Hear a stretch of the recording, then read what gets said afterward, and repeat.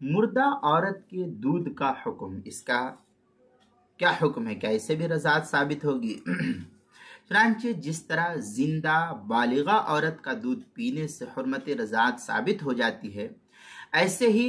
مردہ عورت کا دودھ پینے سے بھی حرمت رضاعت ثابت ہو جائے گی، خواہ دودھ مرنے سے پہلے نکالا ہو یا مرنے کے بعد نکالا گیا ہو، بہر صورت اس سے رضاعت کا تحقق ثابت ہوگا۔ چنانچہ اس کی تفصیل فتاوی تاتارخانیہ میں ہے، وَلَبْنُ الْحَيَّ وَالْمَيْتَ سَوَاءٌ فِي التَّحْرِيمِ، یہ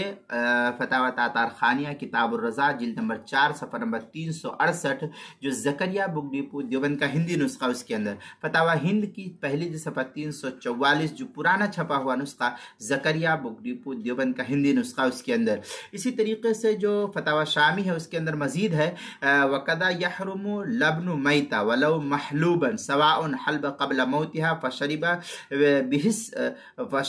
بِهِ الصَّبِيُّ بَعْدَ مَوْتِهَا۔ اس طریقے کی عبارت جو ہے فتاوی شامی جو بیروت کا چھپا ہوا نسخہ اس کی چوتھے جلد صفحہ 302